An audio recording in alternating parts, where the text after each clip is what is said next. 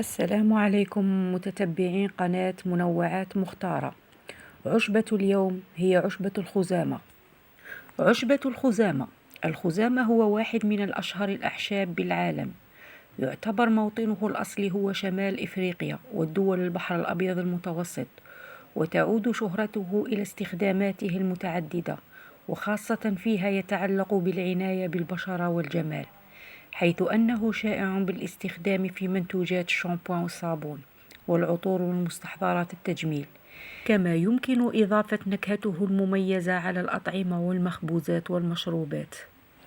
تتميز عشبة الخزامة بلونها البنفسجي، فهي عشبة أنيقة ورقيقة وجذابة للأنظار، لها رائحة جميلة ومميزة يمكن تمييزها من بين عشرات الروائح الأخرى. يطلق عليها أيضا اسم الأفندر، وهو نبات ينمو بشكل طبيعي. شجرة الخزامة ذات الأغصان الخضراء القاتمة القريبة من اللون الرمادي.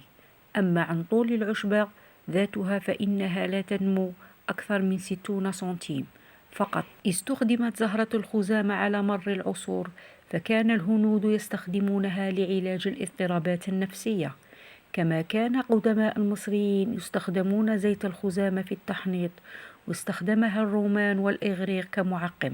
يساعد زيت الخزامة في تخفيف آلام المفاصل والعضلات، وخاصة ألم الركبة. يساعد على تخفيف ألم الصداع النصفي. يعمل على خفض ضغط الدم. تدليك الرضيع بزيت الخزامة يساعد في تقليل المغص لديهم. استنشاق زيت الخزامة يقلل من آلام الولادة المبرح. يزيل زيت الأفندر أعراض الاكتئاب والضغط النفسي. يخفف استنشاق زيت الخزامة من آلام الدورة الشهرية. يقلل استنشاق زيت الأفندر من آلام العمليات. زيت الأفندر أوجه الاستفادة منه. زيت الأفندر من أكثر الأنواع الزيوت العطرية الشهيرة، ويمكن الاستفادة من زيته في كثير من الأمور. دهن الشعر بزيت الأفندر يساهم في التخلص من القشرة والالتهابات في فروة الرأس، وكذلك التخلص من الفطريات والبكتيريا. يساعد زيت الخزامة في التخلص من الحشرات الشعر مثل القمل والصيبان. يساعد على ترطيب الشعر وتغذيته. يساهم على تطويل الشعر ومنع التساقط والتخلص من فراغات الشعر. زيت الخزامة يقلل إحساس الأطفال بآلام جراء إجراء عملية استئصال اللوزتين. يعمل زيت الخزامة على تنشيط الدورة الدموية. يساهم في تقليل الإحساس بالغثيان، لذلك هو مفيد للحوامل بشكل كبير، ولكن لابد من سؤال الطبيب قبل استخدام. يحسن مزاج النساء في فترة ما قبل نزول الدورة الشهرية، والتي تواجه فيها النساء تقلبات عاطفية بشكل كبير وتميل للحزن والكآبة. يقلل من كمية الدم المفقودة أثناء الدورة الشهرية، كما يساعد على إرخاء العضلات.